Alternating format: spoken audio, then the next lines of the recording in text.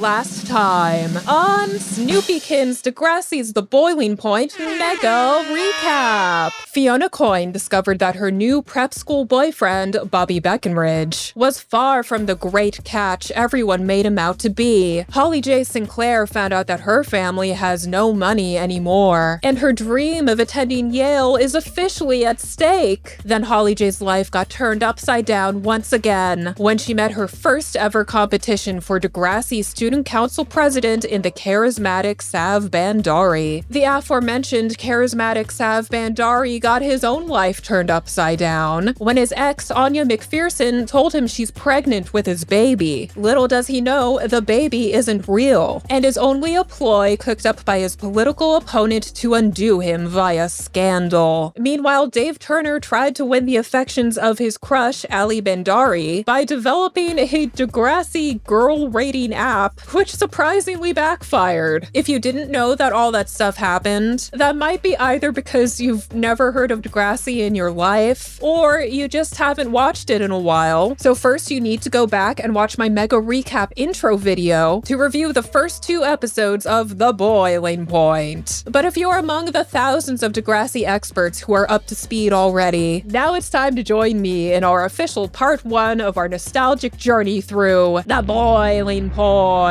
Today we're covering season 10 episodes 3 through 6, consisting of the 2-parters titled Breakaway and 99 Problems. So sit back, relax, subscribe to my channel if you haven't already, and let's get started. Breakaway Part 1 opens on the roof of Vanderbilt Preparatory School, where Fiona's walking along the edge. Meanwhile, her brother Declan's walking around inside the school until that one girl Tinsley spots him. She's all, "Hey Rockstar, walk me to class. I just had to get to know you, Coins." And Declan tries to let her down easy like, "Oh, we are not as interesting as you think." To which Tinsley says, "Oh, you're not interesting? So then what's your sister doing up there on the roof?" That's just what Declan didn't want to hear this morning. Speak of the devil, Fiona calls him right then. Declan asks her if everything's okay, and Fiona tells him that this is all about Bobby, finally disclosing to Declan that Bobby hurt her. And then Declan's response to this is, "Are you sure?"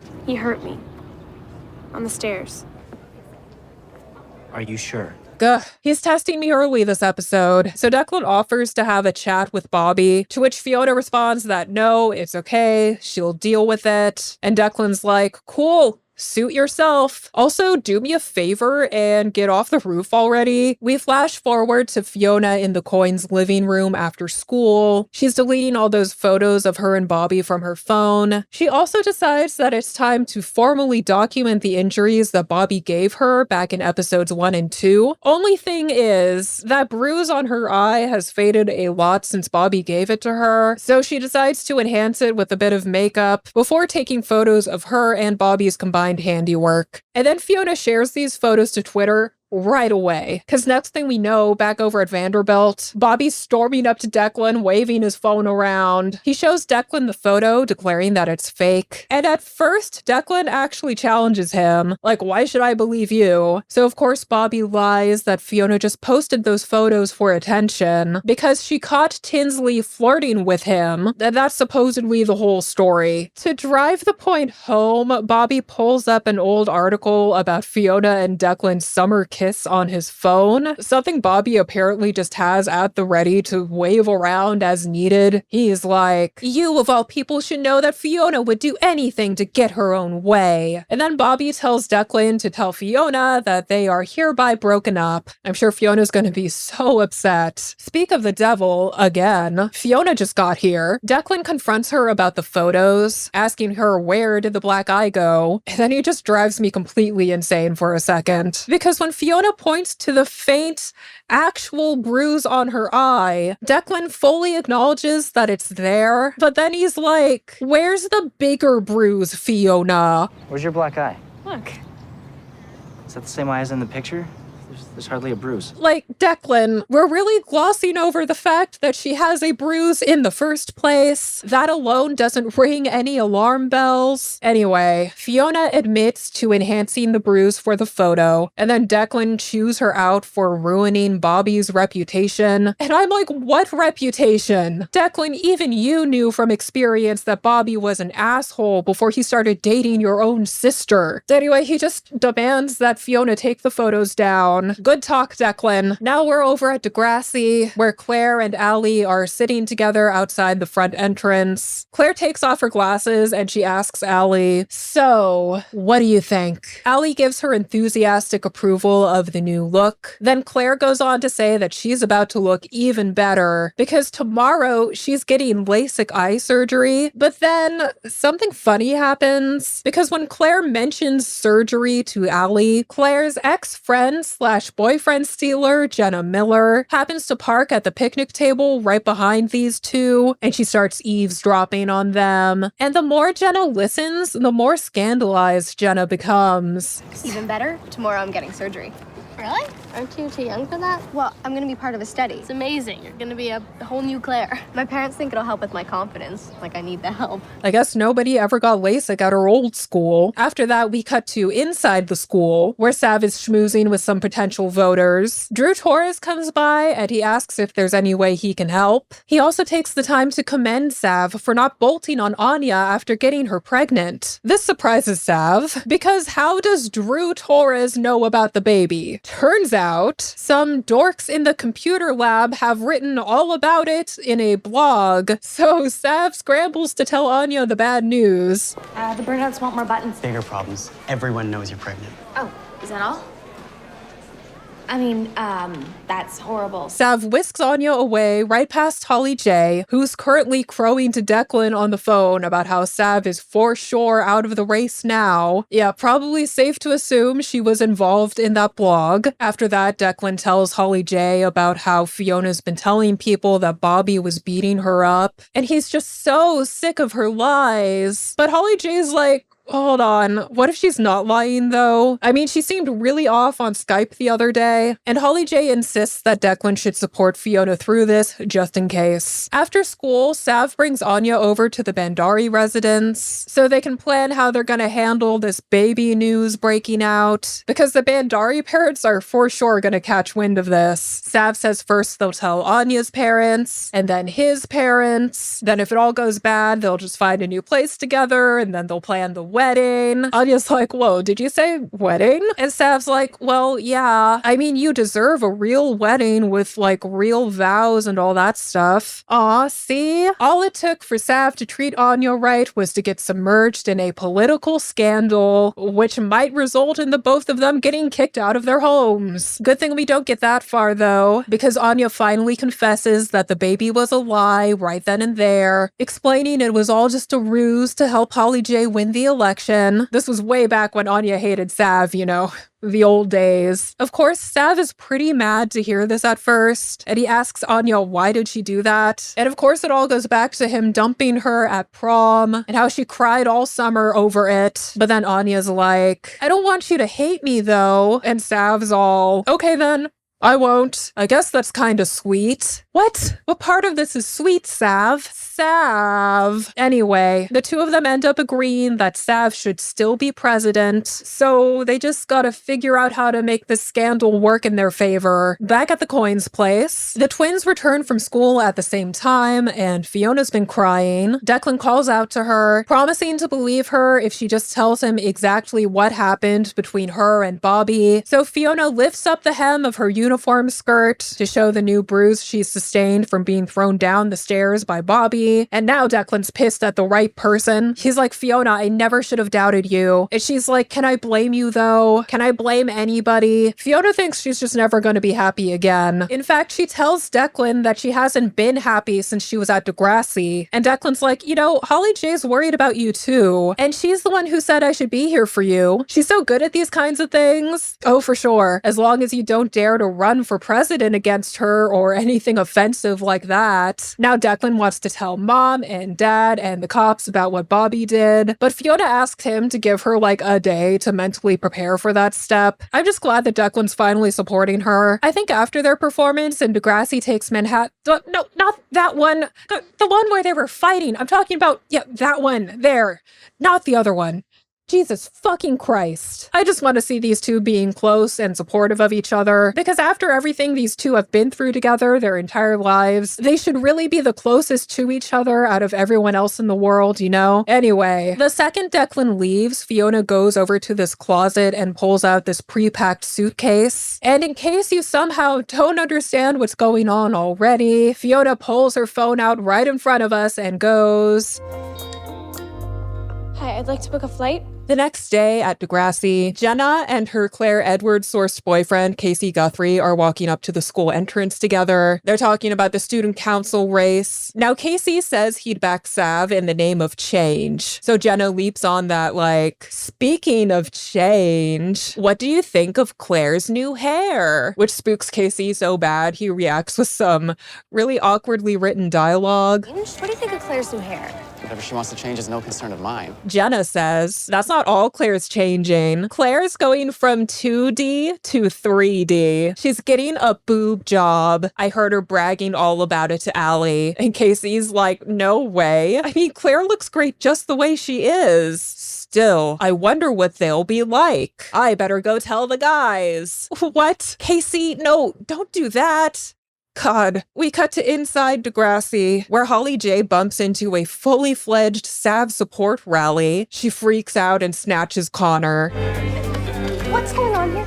Assault? Over there. Oh, Sav got on you pregnant, now he's some type of hero or something. That doesn't make any sense. Anya arrives right then, and she is officially Team Sav. She's got his face on her shirt.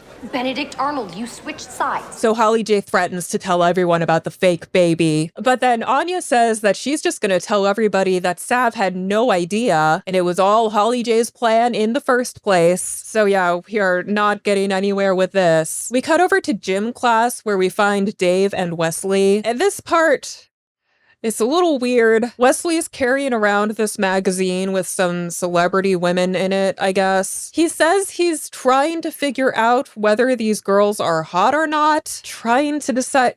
Wesley, you're a teenage boy. I think your body has ways of telling you whether a girl is hot or not. But when Claire overhears this, she chews them out for objectifying women and reinforcing beauty standards, which makes girls insecure, which then makes them spend money on useless cosmetic procedures. And then Jenna overhears that and she's all, you're one to talk, Claire. You're getting surgery to change your looks. And Claire's like, yes, I am getting surgery, but obviously these two are thinking about completely different surgeries. And Casey's clearly told all the boys Jenna's version of the story because they're all looking at each other. Freaking Connor's over here like, boobs, guys, remember? Claire's boobs. Then Coach Armstrong materializes to save us from this conversation, telling the class to get ready for dodgeball. Who's for dodgeball? Great.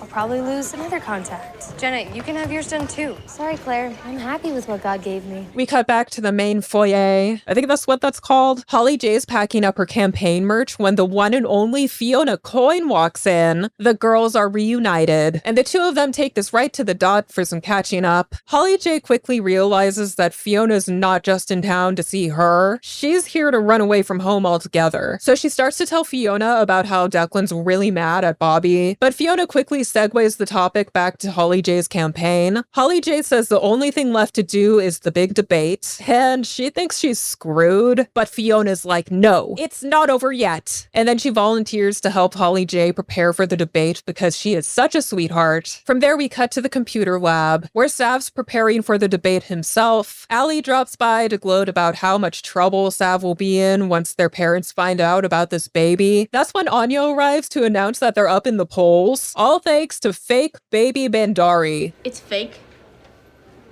You guys are so weird. So Sav and Anya still have to decide what exactly they're going to do next. Sav assumed that they were just going to tell the school the truth, but now Anya insists that he shouldn't lie, but he also shouldn't tell the truth just yet. I mean, just look at those polls. I don't get why the baby's making them more popular either, but somehow that's how it works. We then cut to the hallway where Jenna's trying to catch up with Claire. I guess since gym class today, Jenna's had a change of heart, and her main concern right now is Claire's mental well-being. How nice of her. She's like, Claire, you don't need to do it. You're so young. Maybe they'll even improve on their own. Jenna, fuck. You don't have to get surgery to get attention. Claire tells Jenna that Jenna lost her chance to tell Claire what to do with her body after she stole Claire's boyfriend. That's pretty fair. We cut to the presidential debate getting started in the caf. Fiona arrives to support Holly J, and she receives a phone call from Mama Coin, but she declines it. Then Principal Simpson kicks off the debate. I love this one extra's reaction to the first question. What part of school do you feel is the most important? The debate gets heated right away. We can quickly recognize the distinctly different platforms these two are running on. Holly J is all about amplifying academic success. Meanwhile, Sav is all about fun. There is seemingly no crossover whatsoever on their viewpoints or their priorities or anything. At the end, Holly J hits Sav with a shot at his lack of experience. So Sav tries to vouch for himself, saying he has experience balancing his own things, and it looks like he's down to lead into that baby life for his own benefit after all. He goes on for a bit about all the teen fatherhood related things he's supposedly been balancing. Then he starts chanting "Vote Sav" just by himself. Vote Sav. Vote Sav. Vote Sav. But it still works though. Honestly, I'm still shocked that this alleged baby has had such a big effect on the teenage voter base. Like, were these kids thinking this whole time, yeah, we need a real family man in office. Sav Bandari shares my values of preserving the nuclear family and pizza for lunch every day. Anyway, once the debate is over, it's time for the students to cast their ballots. And while they do that, Holly J regroups with Fiona, who tells her what a great job she did. Then Holly J finally asks Fiona what she's really doing back at Degrassi. Fiona's like, I just needed a break from the city. But Holly J's like, that's not what Declan said. And that's when Mama Coin arrives on the scene, relieved and pissed beyond belief to see her daughter here. Oh, thank God. So you ratted me out. I thought you were my friend. I am. Here you can see just how hard Mama Coin's holding back her anger, because her priority right now is just to make sure that Fiona's safe and there's something she can do to help her deal with the Bobby situation, which of course she knows all about by now. Mama Coin is a great mom, okay? I will die on this hill. After that, we cut to Miss O's media class, where today's lesson is media's everywhere. Media is everywhere. High quality education, as always, here at Degrassi Community School. And then Principal Simpson goes live on the school news channel with Sav and Holly J, ready to announce the result of the election that just happened. Ladies and gentlemen, Sav Bandari has won the election by a mere 17 votes. Anya runs out of her class to congratulate him, and then Simpson whisks Sav away to get him started on his new job, leaving Anya and Holly J to finally face each other. Holly J is quick to blame Anya for her campaign loss, but Anya is just as quick to correct her. Anya says, Sav didn't win because everyone thought we were pregnant. He won because you think you're better than everyone else. Holly J's like, that's not true. People like me. And Anya's like, then why didn't people vote for you? Damn. So then we cut over to the dot, where Fiona and her mom are piecing together what exactly got them in this position. Mom asks Fiona why she didn't tell her what Bobby did, and Fiona's like, I tried. I just didn't want to disappoint you again. There's something wrong with me, and everyone knows it, and no amount of therapy is ever going to change that. Which, whew, that hits hard. Not like I've ever felt like that before. And it just breaks Mama Coin's heart to hear this. She reassures Fiona that the reason why she goes to therapy is to help herself, and she has nothing to prove to her family or her classmates or anybody. I'll just never be the normal daughter that you want. Oh, Fifi. We love you just the way you are. What a high-maintenance drama queen.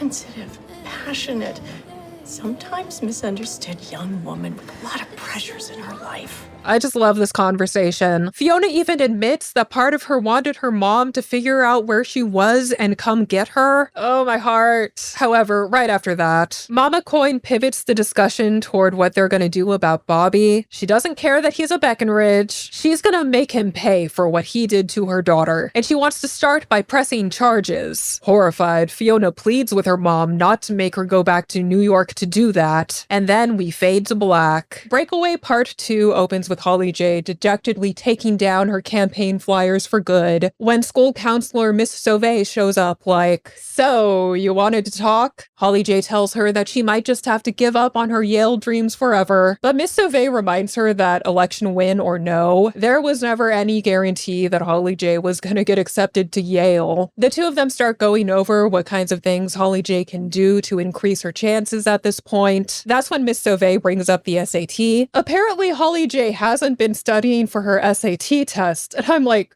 girl, this is 2010. This shit still matters. How are you not on top of this? So Miss Sauvé suggests that Holly J take an SAT prep course, which costs $2,000, which Holly J does not have. But Holly J says she'll figure something out. We cut to Sav, and he's walking around carrying these huge binders. He steps into Anya's art class, but they barely get to say anything to each other before Dave pops his head in. Apparently, Dave won his election too. I guess the Vote Dave rap really did its magic. Anyway, Dave says that he and the other grade reps were talking, and they want to throw Sav and Anya a baby shower, which the couple quickly bullshits their way out of. When Dave leaves, Sav and Anya have to talk about how they're gonna go forward with this lie of a pregnancy now that it's done its job for the election. Sav wants to tell the truth, and Anya isn't mentally prepared for that yet, but she has no better ideas. So it looks like it's time for Baby Bandari's curtain call. We cut over to the Dot, where Fiona and Mama Coyne are back to have some little espressos. So Mom's been calling up this headmaster at a boarding school in Vermont as another potential option for Fiona, but Fiona's really not into the idea. She carefully suggests staying at Degrassi instead, to which Mama Coyne's like, "Oh no, honey, you need a stable environment." And at first I was like, come on, how is Degrassi less stable than a boarding school? But then I remembered what all fucking happens at Degrassi,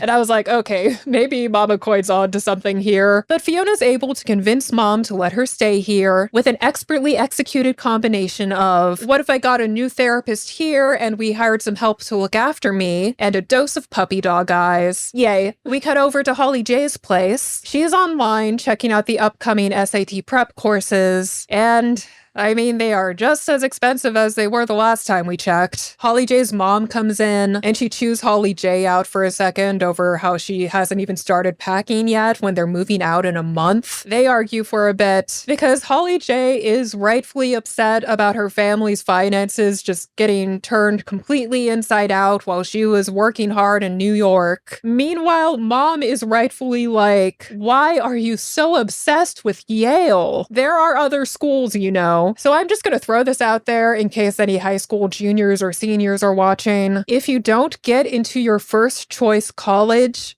you are going to be okay. I promise. Stop shitting your pants. That's all. We cut from there to Claire and Allie's gym class. Y'all remember that surgery Claire was gonna have? Well, she's had it, and as promised, she is back in school the next day like normal. But she's still kind of sad that nobody else has noticed she's not wearing those dorky glasses anymore. Meanwhile, those guys in her class are just watching her like a hawk, being all, "Oh my god, did she do it? Can you guys tell if she did it?" Side note, this one exchange between Connor and Dave just launched me straight into the sun. Why would anyone do that?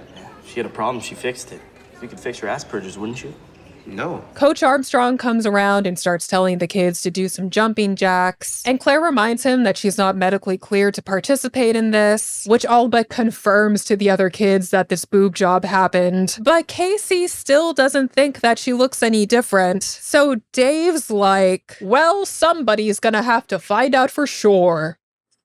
What do you mean somebody's gonna have to find out? Dave, I have a message from the world. Mind your business. No, don't look at Wes. You don't want him doing this. Well, apparently he does. And Wesley just accepts this mission assignment like he has no choice in the matter. It's not true, Wesley. You can just not listen to Dave when he says shit like this. That's what I do whenever he's on screen. We cut to Fiona and Holly J chilling, somewhere on campus. I don't remember what to call this place off the top of my head right now. And Fiona's furniture shopping for her new Toronto apartment. First thing Holly J notices is the price range of all the stuff Fiona's browsing. It's almost $4,000. Oh, yeah. Same as my boots.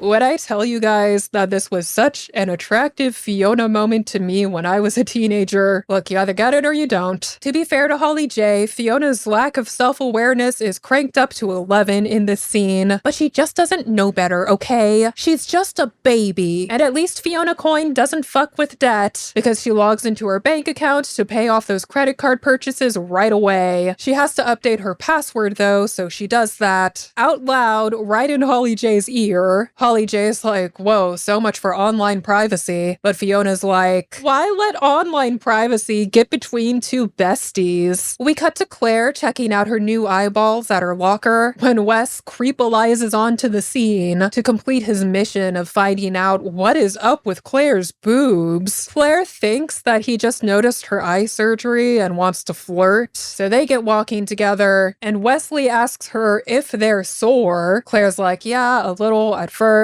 but now they're as good as new. And Wesley's like, wow, can I touch them? I'm gonna call Wesley out on this right now. See, the verbal verification of the boob job should have been the proof, Wesley. You didn't have to touch anything. You're just being weird. But somehow Claire's like, sure, if you have to. And she closes her eyes, thinking Wesley's just about to do a little tap, tap, tap on her eyelids. You know, the normal way of checking the veracity of one's LASIK procedure. What are you doing? I'm sorry, the tender? Wait. So now Claire realizes what happened here, and Wesley sputters out that Jenna was the one who started the rumor, and then he runs away like a little wimp. We cut to the school's news station room place where President Sav and First Lady Anya are about to break the news to the entire school that there is zero baby. And that goes like this. Hi, Degrassi. President Sav Bandari here with Anya McPherson. Hi. First Sav's all, we have something we have to tell you all. Anya, he just drops the weight of this all on her, and then he's surprised when Anya lies again. The truth is that Sav and I aren't pregnant. I had a miscarriage. Super bummer. Look at Sav's face. And from there, Anya hops out of frame so Sav can pivot to a segment on locker assignments, all in a day's work for the president of Degrassi. After that, we cut to Anya meeting up with Sav later outside the school. First, Dave gives them a bouquet to express his condolences, and Sav is overall not happy with how that announcement went down, because him having unprotected sex is bad enough news for his parents. If they catch whispers of a miscarriage, they will probably just drop dead. But Anya says that they're just gonna tell the Bandaris that it was all just a vicious rumor started by Holly J. Sinclair, and we just used it to our political advantage. End of. They kiss, but then Anya's like, look, Sav, I need to know it's gonna be different this time. And Sav's response to this gives me no confidence in him personally. I need to know that it's gonna be different this time. Anya, we both saw that face, didn't we? Tell me you didn't believe that. Oh no, she believed that. We cut to Holly J's place. She's on Skype with Declan again, and she's working on her Yale essay. Oh my god, Declan has the same laptop I used to have. I swear to god, that thing weighed like 6 pounds. Anyway, Holly J's Yale insecurity is setting in. She's like, you know, suppose I apply to other schools too. There are other schools, right? But Declan's all, "You're better than all those schools, babe." Declan hasn't had his listening ears on since we started this recap. After Holly J hangs up, she heads to her desk, and when she sits down, she somehow accidentally opens the banking website. I guess she and Fiona use the same one. That's convenient. Anyway, Holly J gets the most dastardly thought. It's so bad, she just screeches to a halt right then and there. Like, she just can't believe this horrible thought even crossed her mind.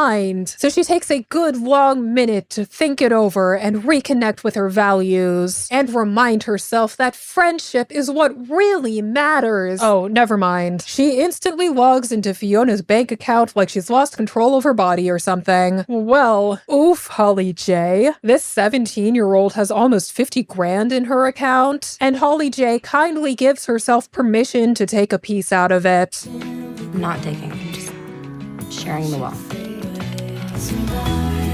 We cut to the Bandari residence, where we find Sav and Anya making out on the living room couch. Ew. Remind me again, why did we ever break up? What, you want the whole list? Anyway, Sav announces that he's finally gonna tell his parents about him and Anya. And Anya is elated to hear this. Now, don't freak out, Anya, but we're putting this announcement to the test right now. Because Sav hears his mom come home, and we witness him transform back into the guilty little boy he is, just like that. He's like, "Oh my god, someone's home! Quick! Hide! Go out the back door!" Just flings Anya clear across the room. Yeah, good thing she's not pregnant. Jesus Christ. Mom discovers the two of them and she is instantly hostile. Number one, Anya McPherson hater right over here. And Sav chooses to lie that he and Anya were only exchanging French notes, Mom. And then Anya looks Mom right in the eye and goes, no, actually, we were making out. Anya. Sorry, Sav, no more lies. But don't worry, Mrs. Bandari. It will never happen again. The next day at Degrassi, Fiona and Holly J run into each other in the hallway, right outside the SAT prep course. How convenient. SAT prep course, huh? Yeah, private tutoring. Gotta get a leg up. Good for you. It's really an investment in yourself. After that little guilt trip pre-gaming session, Fiona obliviously walks away, leaving Holly J to simmer in her own sin. We cut to gym class with this incredible line from Allie. So I confirmed with Dave. Jenna was Ground Zero of Hootergate. But Claire, she's here for revenge. The two of them spot Jenna and they walk right up to her. Claire unzips her sweater and she's got this low-cut shirt and a lot of cleavage going on. She's like, "Hey Jenna, notice anything?" Jenna notices and she just starts going off on Claire. "I used to think so highly of you, Claire. This is so desperate. Such a slutty move from you of all people. And also, I think you're just trying to get KC back." That's when Claire whips the socks out of her bra. I got laser eye surgery. See, no glasses. Oh, oops. If I wanted Casey back, I wouldn't need big boobs to get him. And at the end, Claire just gives Jenna her boob socks. Why'd she do that? We cut to Anya's art class, where Anya's hardcore ignoring Sav and painting this thingy. Sav apologizes for lying to his mom again, but Anya's like, "Look, we are bad for each other, and you're obviously never gonna stand up to your parents," so she gives Sav one last "Good luck, Mr. President," tells him it's probably not too late to transfer back into his music class, and then she goes on her way, leaving Sav to simmer in his own stupidity. We cut to the dot where Fiona and Holly J are having coffee together. These two looked so cute just hanging out together, don't you think? Like, if friendships were based solely on aesthetics, these two would be soulmates. Anyway, while Fiona's narrowing down her condo options, Holly J asks her if she's sure if she wants to live in Toronto for real. And Fiona's like, "Yes, everything's perfect here, except for the coffee. But most importantly, I have you, Holly J, the best friend in the world. And home is wherever your purely platonic feelings are felt." Oh, hold on. What's with this random email transfer on my bank account. I didn't do that. Uh-oh. Holly J assumed that just because Fiona's rich, it means she doesn't keep track of her money at all, which was a big mistake. Fiona quickly puts together what Holly J did, and she's pissed. Because Fiona trusted Holly J, and now Fiona feels like she's just right back to trusting nobody. Besides, if Holly J had asked, she would have just given her the money. Oh no, this shit just got serious. I mean, it'll take these girls a long time to finally move past this. Oh, hold up, there's only 4 minutes left in the episode. Well, okay, let's just see what happens. We cut back to Degrassi as Allie and Claire are triumphantly leaving school together, crowing about the look on Jenna's face and so on. But Claire's still disappointed that none of the boys actually noticed on their own that she's not wearing glasses anymore. She's even like, maybe I'll just put my glasses back on. That makes sense. I mean, you just got expensive LASIK surgery and all. But yeah, you could totally just make your eyesight worse all over again if you want, just cause the boys at school are even blinder than you were. Allie agrees with me. She tries to snatch the glasses away from Claire to prevent her from going down that path, but the girls accidentally fling the glasses into the road, where they proudly get run over by a car tire, or rather, a hearse tire. Oh my god, everybody. It's happening. Eli Goldsworthy is here! And Claire's jaw is on the floor as this guy hands her glasses back to her. You have pretty eyes. Thanks. I'll, see you around. Guess you will. And so, the nightmare begins. We cut to the hallway. Fiona's moved into her new locker, but she's not happy to see Holly J at it. Side note, look at Fiona's outfit. I love this one. Anyway, Holly J apologizes to Fiona, and Fiona's like, why should I forgive you? And Holly J is like, well, because neither of us have friends. And Holly J's not wrong. Holly J promises Fiona that she is never gonna touch her money again, and she will find a way to pay her back. But it turns out, Fiona only wants to be paid back in sleepovers and having the same class schedule. She even commands Holly J to switch to having French next semester so the two of them can study together, and Holly J's like, okay. Deal. That's all it took to win back Fiona's heart. My teenage self would have taken any class she wanted me to. And that's the end of Breakaway.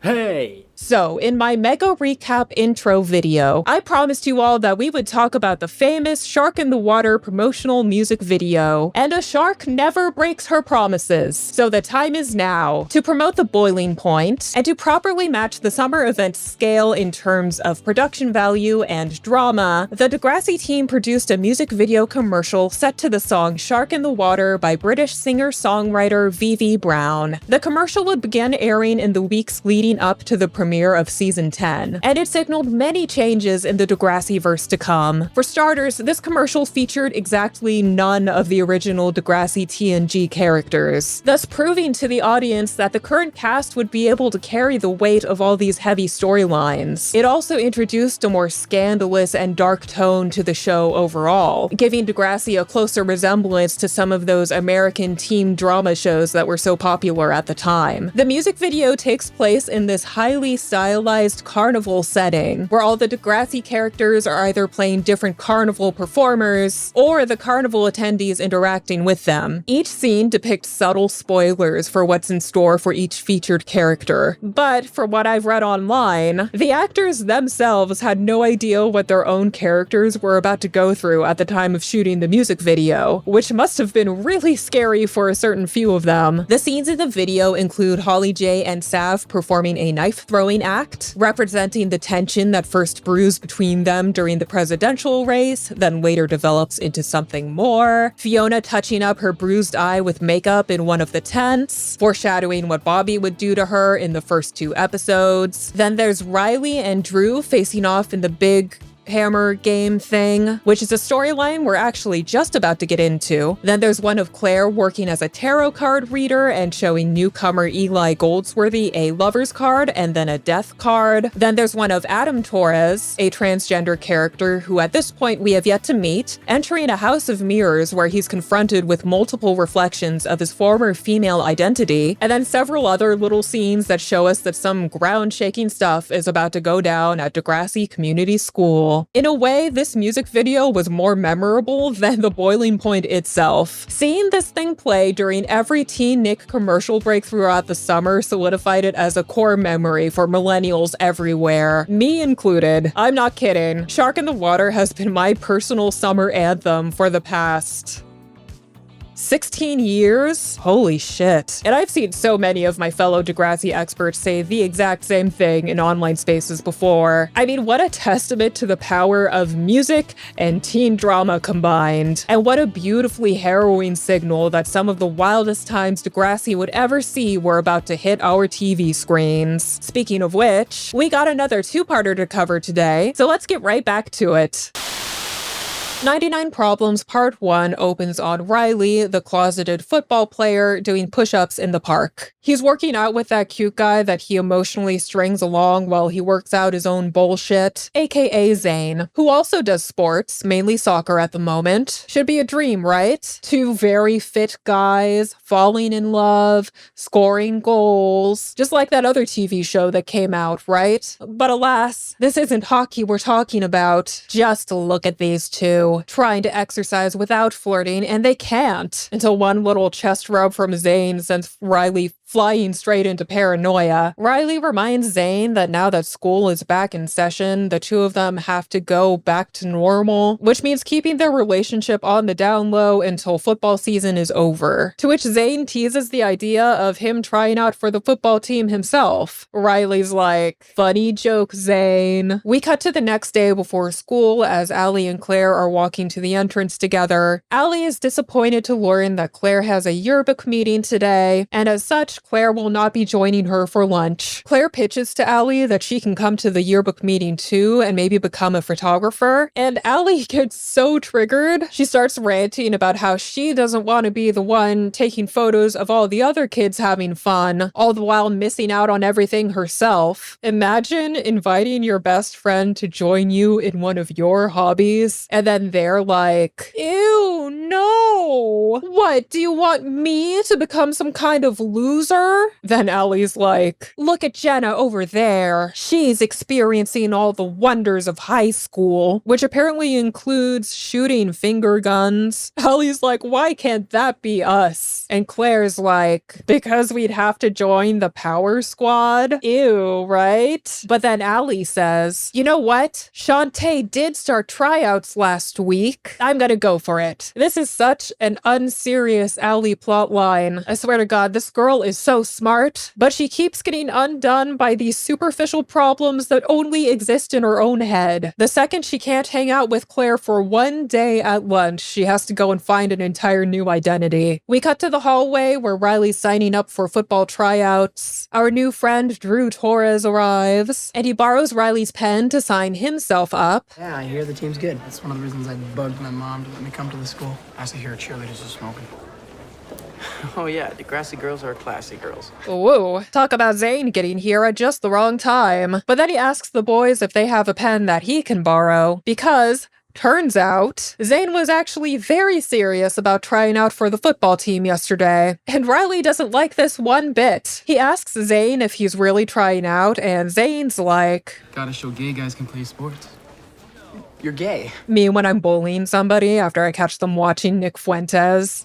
You're gay. When Drew leaves, Riley tries to reason with Zane again, but Zane's made up his mind. He's trying out for the team whether Riley likes it or not. We then cut to Riley's economics class, which he happens to share with Drew. Now, Drew doesn't understand the scarcity paradigm, so Riley helps him out with this cringy, misogynistic example using their female classmates. He's like, see, over there we got Jess M, Jess B, and Jess T. And then there's Fiona Fiona Coyne. Riley's all, to get a date with Fiona, I had to work way harder than I would have to get one of those cheapo Jessicas. And Drew's like, wow, now I really get economics. And then he tells Riley that once he tells a girl he plays quarterback, it is smooth sailing for him. Uh-oh, did that guy say quarterback? But that's Riley's thing. Riley's entire life is about being starting quarterback for the Degrassi Panthers. Drew's only in grade 11, but apparently he was hot shit at his old school team. So this might be a short-lived bromance after all. We cut to lunch where Allie,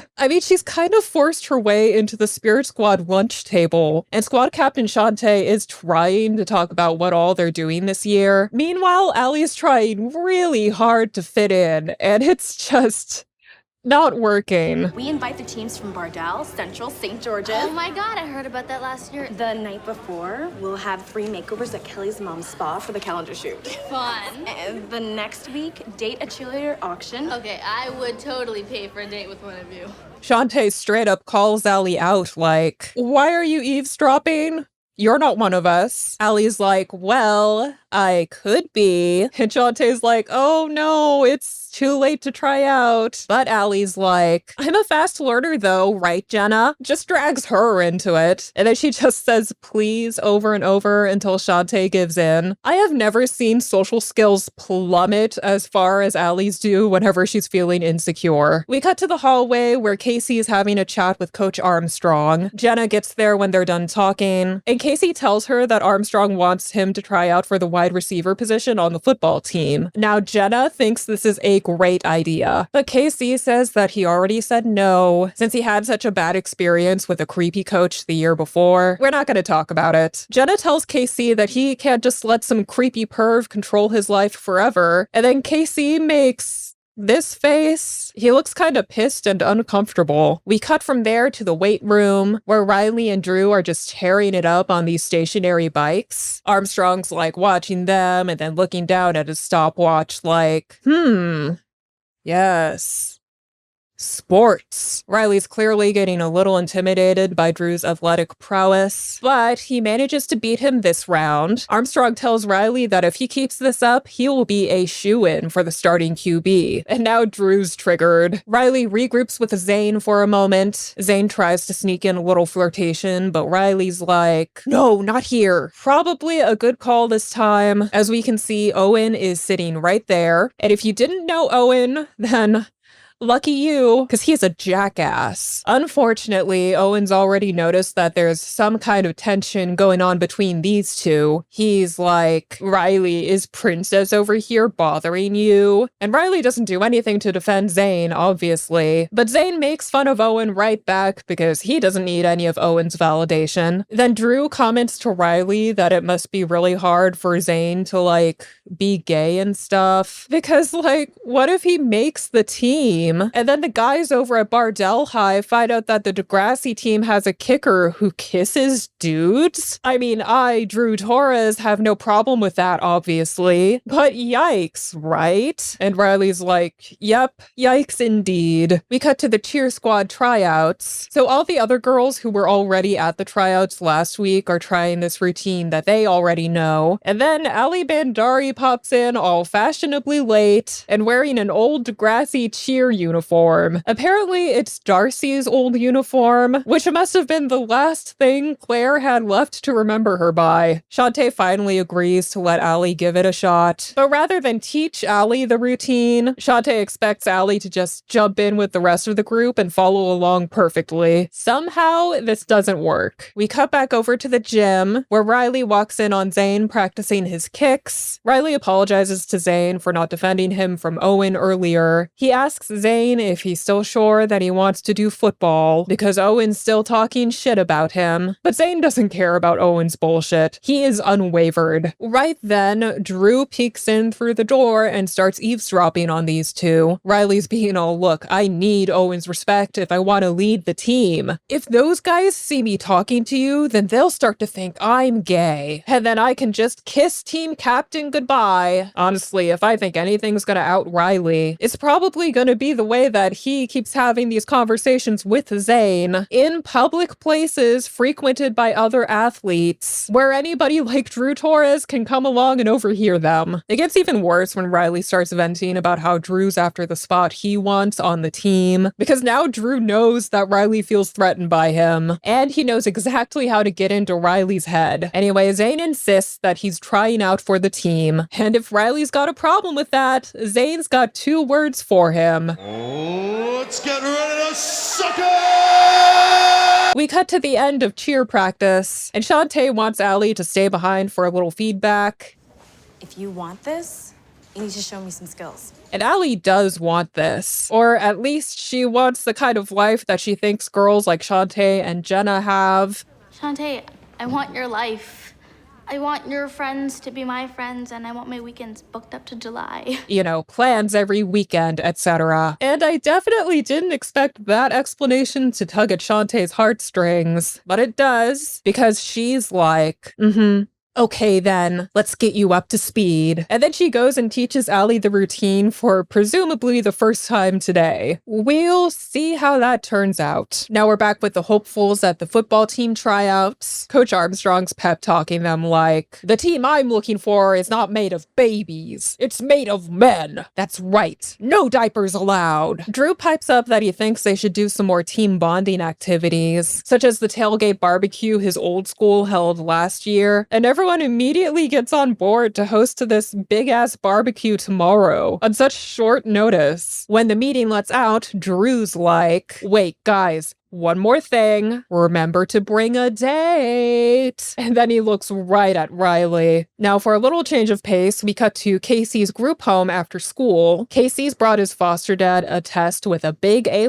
on it, which is great. Also, Casey announces that Jenna convinced him to try out for the football team after all. So overall, things are really looking up for him. It's a nice little scene. I'm not the kind of girl who has any strong Casey-related feelings or anything, but the guy's been through a lot. So it's good to see him doing well and appreciating where he is right now. We'll enjoy that while it lasts. We cut to the next day. All the cheer squad hopefuls are checking this list to see if they made the cut or not. Allie goes to check, and uh-oh, none of those names are pronounced Ali Bandari, even though cheerleading has been her passion for the past 48 hours. This is an outrage. So Ali takes the matter up with Shantae. She is still holding that old Spirit Squad uniform, but Shantae says there's been no mistake. There were so many girls trying out, and Ali just wasn't good enough. Most likely because Ali has no interest or skill in cheerleading. Ali gives Shantae, like, the most disgusted look I've ever seen, and then she leaves. From there, we cut to the football team's school spirit, team building, barbecue palooza. The place is popping, and it looks like all the guys invited a girl, including Riley. He brings Marisol over to introduce her to Drew, instantly gets her name wrong, and Marisol is so offended, she just leaves him. So much for that date. Riley tries to socially recover with some bro talk with Drew. Riley's like,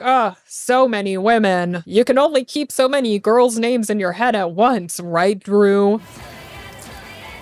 And then Drew's like, you sure never have a problem with the boys' names? To which Riley's like, oh, what are you trying to say? And Drew's all, that's the second time I've caught you checking out Mr. Gay. Me when I'm bullying somebody after I catch them watching Nick Fuentes twice? That's the second time I've caught you checking out Mr. Gay. So Drew's getting way into Riley's head. I mean, he is ankle deep in Riley's brain pool, which is as deep as it gets, unfortunately. Meanwhile, Casey and Jenna are eating hot dogs. They pull up by Marisol and these other girls. Jenna brags to everybody about how her boyfriend's trying out for the team. And Marisol's like, all us girls are excited that you're trying out too, Casey. Go Panthers. And that shit sure rubs Jenna the wrong way. Now we go over to the dot, where Allie's filling Claire in on how badly the cheerleading tryouts went for her. She feels rejected. She feels humiliated. She feels uncool. The list goes on and on. Claire's like, Allie, you didn't even care about Power Squad 2 days ago. How is this affecting you so much? And Allie finally starts to get to the root of her feelings. Mainly that she doesn't feel like she fits cleanly into any group at school. She'd imagined high school was going to be this big, never-ending social experience where she'd be surrounded by friends at all times, but that hasn't been the case. Then we get this really good Claire moment. What do you do when life hands you lemons? You throw them at Shantae.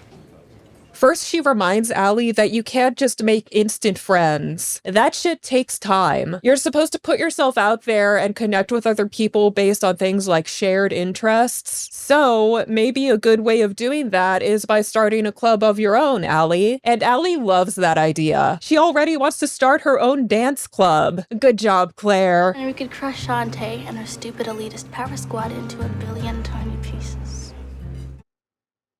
Oh, rewind, Claire. Rewind. You've created a monster. Now we're back at the barbecue. Casey keeps getting a ton of text messages, which Jenna finds very suspicious. These two keep trying to make out, but Casey's text notifications are just so freaking loud they can't. Jenna wants to know if any of the other cheerleaders might be texting Casey, and Casey admits that he did give his phone number to Marisol earlier, which alarms Jenna to say the least. Casey finally turns his phone off, but now Jenna doesn't even want to kiss anymore. We move over to Riley and Zane as they're making their 25th burgers or whatever. Riley tries to give Zane the mustard, and Zane's like, oh, now you acknowledge my existence? Riley gets all confrontational like, Zane, you can try out for the football team all you like, but you can't, be next to me in the locker room, okay? Riley expects Zane to just never interact, never talk to him, never even be slightly friendly with him if they're going to be on the same football team together. And for some reason, Zane isn't okay with this. But seriously, who can blame him? Zane's the only one of these two getting openly bullied, and he's still refusing to hide his true self. So why should he also have to take this shit from his own cowardly boyfriend? Zane calls Riley pathetic and suggests that they just stop being friends in or out of the locker room altogether. Of course, this is Drew's cue to walk into the conversation like, oh, sorry, am I interrupting something? Then Drew asks Riley if he's gonna keep denying it, revealing that he saw Riley and Zane argue in the gym the other day. Then Drew threatens to tell the entire team about Riley and Zane, unless Riley agrees to stop pursuing the QB1 spot.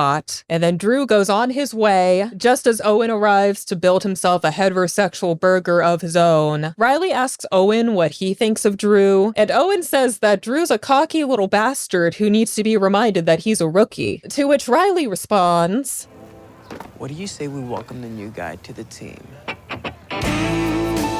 99 Problems Part 2 opens the next morning before school, with Drew walking up to the flagpole at the front entrance, only for Riley and Owen to ambush him and give him a brutal hazing. We flash forward a few moments later as the other students start to arrive and witness Drew all saran-wrapped to the flagpole in his underwear. Coach Armstrong rushes over and demands to know who did this, but Drew's not about to tell him. We cut to the hallway, where Allie's handing out flyers to promote her new dance group. She tries to give one to this girl, Bianca. This is Bianca's first season on Degrassi 2, by the way. She was bullying Dave earlier during the student council elections. Anyway, Allie asks Bianca if she wants to join the new crew, and Bianca says she doesn't, because for God knows what reason, Allie decided to name it the Big D Dance Crew. How do you even come up with a name like that without even realizing how it sounds? Seriously, did she never say the name out loud to herself before? But Allie is able to convince Bianca to join by telling her that she'll be able to leave class early to make it to practice. And then there's this shot where the two of them just stare at each other for way too long. I don't know why. Then we hear Principal Simpson on the intercom saying that the football team needs to report to the gym for a meeting immediately. And we cut right to that meeting in question. Simpson himself is here to try to get to the bottom of the hazing incident. This is also where we meet Audra Torres, Drew's mom, who is furious by default. Audra's pretty interesting as far as Degrassi moms go. And from what I've seen in fandom spaces, she's not particularly well well liked. Personally, I think at least she's a really realistic kind of boy mom, and I feel like the decisions she makes over the course of her time on the show at least stay consistent for her character. We can talk more about Audra later. Anyway, Armstrong asks if anybody knows who did it. Zane pipes up and asks, doesn't Drew know who did it? But after catching a look from Riley and Owen, Drew's like, no. The guys had masks and stuff, like I couldn't see them. Now Audra's threatening to take the matter straight to the school board if nobody fesses up, which could have serious consequences for the team. Simpson asks Riley directly if he has any information, and he denies it. Then Audra confronts Riley directly, commenting that it's weird how Riley has no idea what happened to Drew when Drew's the one competing for the same spot on the team as him. But Drew covers for Riley again, so she backs off for now, and everybody gets sent back to class. Now we cut to lunch to see Allie's first dance club meeting go down. She gets a pretty decent showing. Everyone's getting along fine, just grooving together in a little dance circle. But then Bianca shows up, and this part is weird. It's weird. I'm sorry. I just don't get it. Mind you, there hasn't been any dialogue in this scene yet. Everybody starts off just dancing to a song that I guess only they can hear. Then the music stops when Bianca whistles at them. Then Bianca starts snapping, which somehow gets the music to start again. And everyone turns around to watch her like some kind of West Side Story gang fight is about to break out. And then Bianca does some of this stuff.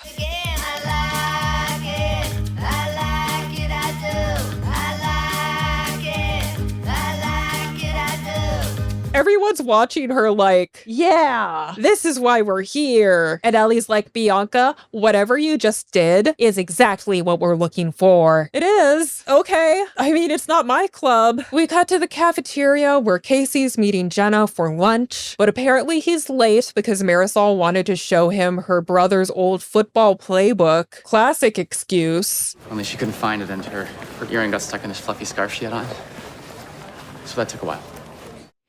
That took a while. What? Casey. Jenna tries to scold Casey for like letting another girl bring stuff to school for him to look at. But then Casey's phone starts going off again. And then less than a second later, Marisol shows up with that notebook. Casey says he'll get rid of Marisol, and he goes to do that. While he's away, Jenna sneaks a look at his phone, and she finds all these texts from an unknown number that are like, call me back or I won't be able to sleep. I miss you so much. Ugh, this doesn't look good. So Jenna calls the number to see if anybody like Marisol picks up. She's like, do you go to Degrassi? And the voice on the other end of the line is like, no, but my son does. Plot twist. We cut over to the hallway. Riley goes up to Drew at his locker and thanks him for covering for him earlier. But Drew's quick to tell Riley that he didn't cover for him. He only lied to protect the team from getting punished for what Riley did. And he makes it very clear that he still intends to try out for the QB1 spot. Riley's like, oh, big guy still wants to be QB1 by outing the gay guy, huh? And Drew says, I don't care that you're gay. I did you a huge favor back there, okay? And now you owe me. Essentially, he expects Riley to completely forfeit the QB1 spot or else he will force him to. We go check in on the dance team rehearsal. It's not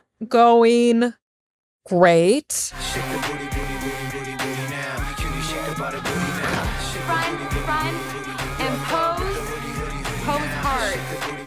They hold that pose at the end, and Allie's all, wow, that was amazing. But Bianca's like, sure, if amazing means hot garbage, and Bianca should know. As we all saw earlier, she's a fantastic dancer. Also, crazy how they fucked up this dance so bad. The entire choreography was just walking to that wall, then walking away from that wall, and striking one pose at the end. Like, even this group should have been able to nail that. Now Allie and Bianca are fighting about what kind of club this even is, because Allie just wanted to do a social fun thing. Meanwhile, Bianca seems to believe that they're training to be in like a music video or a YouTubes or something. There's a video with some stuff on it.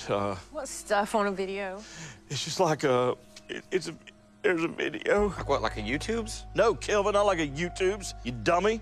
Golly, Jesse was a motion picture? No, not a motion picture. Then Allie tries to get everyone to meet up with her later to go to the football game together, but Bianca's like, no friendship, only dance. We flash forward to the end of Riley's math class, which Coach Armstrong happens to be teaching. Riley stays behind to ask Coach if he's made any tryouts related decisions yet, and Coach says he's fully planning on making Riley team captain. Riley suggests to him that Drew might be a better team captain, but Coach disagrees. He's like, everyone knows that this is your team, Riley. Drew's really talented and all, but he's not ready. He asks Riley if something's wrong, and Riley says he's just a little nervous. So Coach reassures him that he's got nothing to worry about. And Drew's got nothing on you. Oof. If only you knew, Coach Armstrong. Later, Riley's wandering around the hallway by all the sports trophy displays. He looks at this old photo of him and Sav at practice and looks all sad. Then he looks at that empty slot for the 2010-2011 season on the MVP plaque,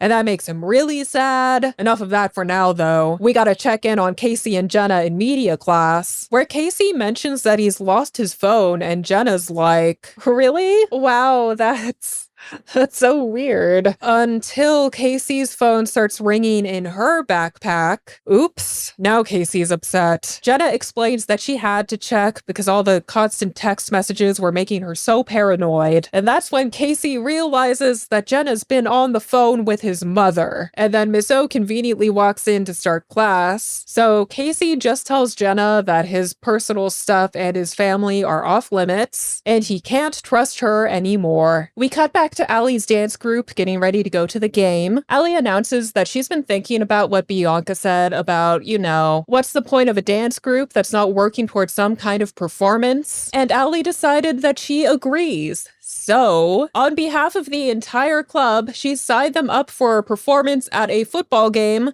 today. She's talking about the one today. Yeah, she's pulled some strings to get Sav to let her new club do a performance the same day as the club's first meeting, where we all witnessed that one kid crash into a stationary door. Bianca's all, Allie, you lunatic. We are not ready. And Allie's like, so what? The point is for everyone there to see that I have friends. To which everyone's like, what? So, wait. This is all about popularity? Hello. What else is it about? Dancing? Dancing equals confidence, which equals coolness, which equals getting invited to all the best parties and getting Drew, or someone like Drew, as my boyfriend. Yeah, she just says all that out loud, and everyone promptly kicks Allie off her own dance team because it turns out that they would rather be real friends with each other than be prop friends with her. Who could have seen that coming? Okay, hold up. I'm sorry, but what the fuck is that shit in the background? Why the business casual David Bowie statue? Degrassi, what is your theater department smoking? After that, we cut to this football meeting where Coach Armstrong is formally announcing all the team members and their roles. Casey is officially the new wide receiver, so yay for him. Zane gets picked for starting kicker. Then Armstrong announces the new starting QB, who is, of course, Riley. Drew turns to Riley like, I thought we had a deal. And Riley simply says, I changed my mind. Riley runs down the line to get all his high fives, though he gets coldly denied by Zane. Then Armstrong dismisses them all to go get ready to get on the bus, while Riley and Drew exchange a good, dirty look. While the team heads to the bus, Jenna catches Casey on his way out, and she tries to congratulate him for making the team. He gives her a pretty lukewarm high five. Clearly, he's still frustrated with her, but Jenna insists that they need to talk. She apologizes for snooping, but she also says that Casey can't just hide his mom and this entire side of his life from her and then expect her to not find out about it eventually. Fair point. So Casey finally admits to Jenna that his mom just got released from jail 8 months ago, and he's been avoiding her this entire time. Then he quickly makes his way onto the bus. We cut back to inside the school where Audra's still lurking around. Armstrong tells her that the investigation is still ongoing, but Audra starts insinuating that Drew wasn't given a fair chance during the tryouts. She's clearly looking to escalate the situation as much as possible, which I understand on some level. She is a mom. She's trying to stand up for her son, but yeah, she's unimpressed with the investigation investigation so far, and as such, she's taking things up with Principal Simpson again, which does not bode well. When Riley asks Drew what his mom is doing there, Drew simply replies, "If I can't play, nobody can." Which, damn, kinda changed his tune from when he was covering for Riley, didn't he? Fuck the team, I guess. Now we cut to Claire and Allie heading out of school. Allie invites Claire to the football game, and Claire's all, "Huh? Me? Claire? At football?" Claire asks what happened to the dance crew, and Allie's like, ugh, they didn't care about football or parties. All they wanted to do was dance, dance, dance. What kind of a dummy thinks a dance crew's about dancing? But to keep Allie from spiraling too far, Claire agrees to go to the game just this once, as long as Allie joins Claire for a science fair later. And again, I think it's so weird how they have Allie acting so disappointed by this, because Allie loves science. I thought we all knew this about her. She is actually passionate about science. She just also wants to be popular. Besides, after all we've been through with Allie today, she should feel grateful that there's at least one person who wants to do anything with her at all this weekend. We flash forward to the football team buses arriving at Bardell High. As the team gets off the bus, Riley carefully congratulates Zane on making the team, and Zane coldly congratulates him back. Then Armstrong calls for everyone's attention because his flip phone just got a call from the school board post-meeting between Simpson and Audra, and now they're saying that until the investigation is over, the Degrassi Panthers will not be playing this season. Everyone gets so upset. Zane turns to Riley and he's all, "See all this drama just because you think gay guys can't play football? Yeah, you tell him, Zane." So Riley decides it's time to fess up. He's all, "Everybody, I have something to tell you. All this happened because I shouldn't be the starting quarterback of this team. The flagpole thing, it was me." So Coach Armstrong promptly promotes Drew to starting QB. Then he tells Riley to come with him. Now the game's about to start. But first, President Sav gets in front of everybody with his megaphone to announce a special debut performance from Degrassi's Big D dance crew, which Allie completely forgot was even happening. Good job, team captain. And now everyone's just waiting for her to do something, including the Spirit Squad. So Allie gets up there. Hi, I'm Allie Bandari, and this is, I am Degrassi's Big D Dance Crew. She tries to turn things around, though, and she even takes a little public accountability.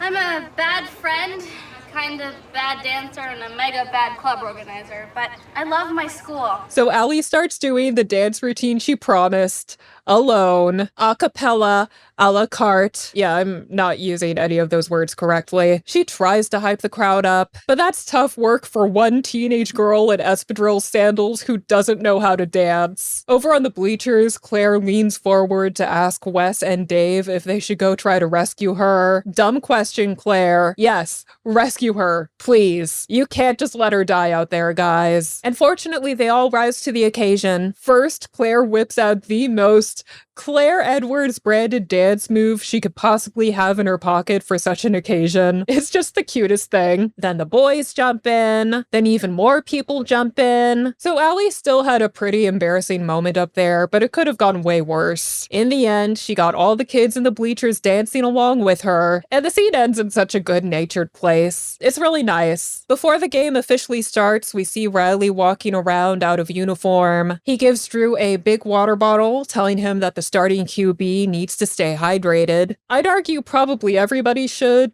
but regardless, Riley explains that Coach Armstrong has given him a 5-game suspension. Drew's like, "I'm sorry for the way things turned out." And Riley's like, "No, you're not." Drew asks what Riley's gonna do for the next 5 games on the sidelines, and Riley's all, "I'll be counting down every minute until I'm back on the field." Then the game starts, so Drew and all the other guys run to the field, though Zane stops on the way to tell Riley, "It should be you out there, or at least the football you." And Zane gives Riley one last fully undeserved smile, in my opinion, before he joins the rest of the team on the field. And that's the end of our Boiling Point recap for today. What a fascinating installment. I think the highlights for me include Holly J and Fiona's blossoming friendship. Those two just go so well together, and experts know they're going to help each other a lot with their character growth going forward. And I actually think Claire's having a lot of really good moments herself. She's being such a good friend to Allie. She's being a good grounding force for Allie while she's dealing with the stuff with Dave and then the Spirit Squad. Also, Claire did such a good job standing up for herself against Jenna's rumor mill business. And I like the way that Anya discovered self-respect and dumped Sav and Holly J. And you know what? Good on Zane too for being true to himself. When he's dealing with both the football team's homophobia